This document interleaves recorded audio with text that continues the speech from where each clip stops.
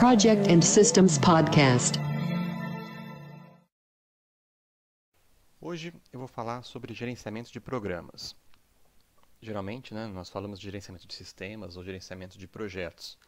Mas e quando o nosso projeto está inserido num contexto maior, paralelo a outros projetos semelhantes de alguma forma dentro da organização? Então vamos usar um exemplo. Por exemplo, imagine que uma empresa participou de um edital, de uma agência de fomento e iniciou um projeto de fazer uma célula robótica para melhorar sua produção. Mas também ela está desenvolvendo um software para achar gargalos de produção. E esse software, se ligado de alguma forma ao robô, pode melhorar ainda mais a eficiência da fábrica. E por fim, um projeto aí spin-off de um robozinho mais simples para um outro processo. Então, aí vai entrar o conceito de programa e gerenciar o programa. Segundo a definição do PMI, o que é? Gerenciamento de programa é aplicação de conhecimentos, habilidades e princípios para projetos, programas subsidiários e atividades do programa, a fim de obter benefícios e controles que não seriam possíveis através do gerenciamento individual dos mesmos. Então, o programa é um conjunto de componentes, que podem ser projetos ou programas menores. E, além do gerenciamento individual, esses componentes, esses projetos, eles também vão ser gerenciados para que sejam gerados mais benefícios do que se esses componentes fossem gerenciados só individualmente. Então, no nosso exemplo, a gente vê que se os projetos tiverem uma gestão em nível de programa, podem ser alcançados vários benefícios. Então, pode haver uma melhor alocação de recursos, alguém que está trabalhando em um robô depois pode ajudar no outro. Podemos melhorar aquela questão da integração do software. Podemos ver que vai ser necessário um projetinho interno de conscientizar os funcionários sobre como trabalhar próximo ao robô. Enfim, nós vamos poder usufruir de todos esses benefícios com essa gestão unificada. E bom, no PMI, da mesma forma que existe para gerenciamento de projetos o PMBOK e a certificação PMP, existe também o livro de gerenciamento de programas e a certificação PGMP, Program Management Professional. Então, são muito semelhantes. A certificação você também tem que demonstrar anos de experiência, fazer um teste complicado, tendo guia como base e assim por diante. Bom, então, segundo o padrão no guia de projetos, nós tínhamos lá 10 áreas de conhecimento, Integração, escopo, cronograma, custo, qualidade, recursos, comunicações, riscos, aquisições e partes interessadas. No de programas, nós temos essas mesmas áreas.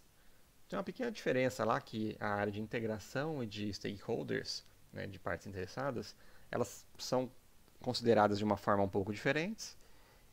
E também existem outras duas áreas que eles destacam, que é a área de mudança e de informação. Bom, informação se relaciona com o conhecimento que tem que ser disseminado, armazenado e organizado dentro do programa, aquela gestão do conhecimento.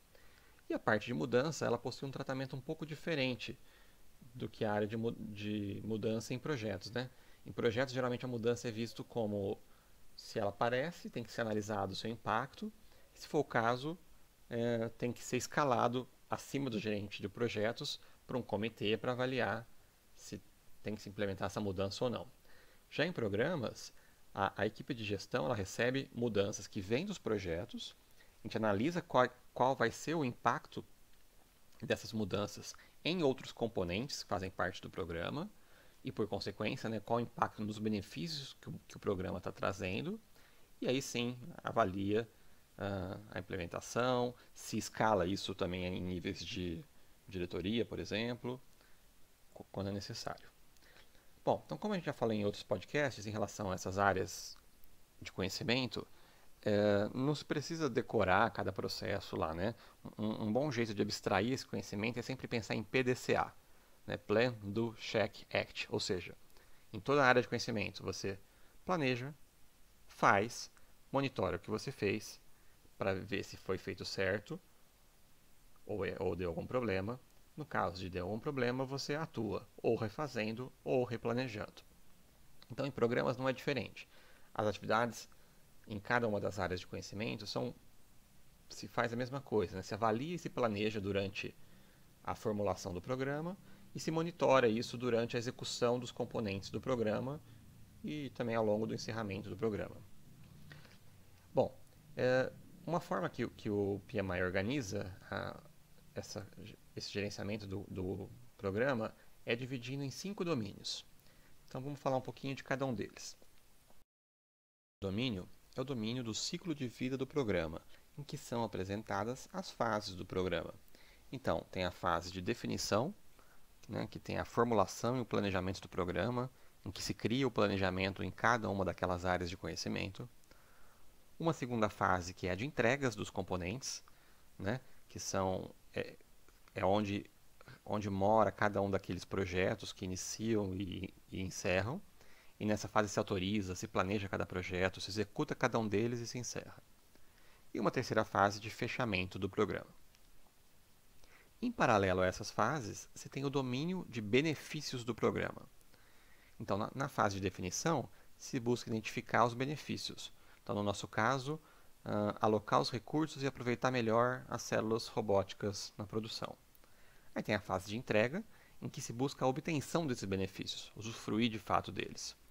E na fase de fechamento, se busca uma transição desses benefícios, ou seja, agora que os projetos finalizaram e trouxeram os benefícios, como que eu vou sustentá-los, né? Então, no nosso caso, fechando o programa de subvenção, fechando o design do software, fechando o design dos robôs e aquele projetinho de conscientização, como que eu garanto que eu vou continuar usufruindo dessa implantação nas operações da minha fábrica? Um terceiro domínio é o de alinhamento da estratégia, né? É um domínio que serve para avaliar os riscos, as variáveis que podem afetar o programa e, inclusive, se cria o business case nesse domínio. O business case é o documento em que se avalia o problema, as oportunidades, a demanda, os riscos, os benefícios de implantação desse programa, etc. Também outro documento importante é o roadmap, que é uma espécie de um cronograma macro, né, de como todos os benefícios virão de cada projeto dentro do programa. Então, se apresentou para a diretoria a vantagem dos programas, se mostrou isso, se planeja como encadear os projetos dentro do programa. Tem também o domínio de engajamento das partes interessadas, né, em que se identifica e analisa como que cada stakeholder influencia no programa e como se pode atuar nisso. Então, é semelhante nas atividades de projeto, mas aqui, essa área dos stakeholders é destacado não como uma área de conhecimento, né, mas ele é um domínio. É até um pouco confusa essa organização que o PMI fez, mas é porque se trata dentro de programas, né, a questão dos stakeholders é um aspecto tão importante que, de alguma forma, eles quiseram destacar. Então, no caso, além dos stakeholders externos, né, geralmente clientes, fornecedores, sociedade, há também os stakeholders internos, né, tradicionais, como equipe de projeto, enfim, todas as pessoas afetadas internamente ao projeto, mas no nosso caso no programa, há também a equipe do programa, né? Os gerentes de programa, os patrocinadores, os escritórios, que dependendo da organização pode ser escritório de projetos, escritório de programas, escritório de portfólio ou qualquer outra instância, né? Vários comitês que podem existir dependendo da governança da organização. E esse é justamente o último domínio, o de governança, né? Onde se determinam as políticas, como vai ser a supervisão do programa, quem pode tomar cada tipo de decisão, a necessidade ou não de reuniões de revisões do programa, e assim por diante, né? Nesse domínio, se tem as atividades de planejar as práticas, os papéis da governança da organização, né, em especial da governança no programa, e implementá-la ao longo do programa. Então, por exemplo, pode ser importante definir reuniões de projeto junto ao órgão financiador do projeto do robô, em conjunto com a diretoria de todo o programa, para periodicamente se avaliar se realmente os benefícios do programa estão sendo alcançados. Em resumo, então, além de organizar os projetos da nossa organização, vale a pena também dar uma olhada se nós não conseguimos agrupar esses projetos em programas. e obter benefícios com isso. Então, dê uma pesquisada no assunto e imagine se isso pode ser aplicado no seu caso. Até o próximo podcast.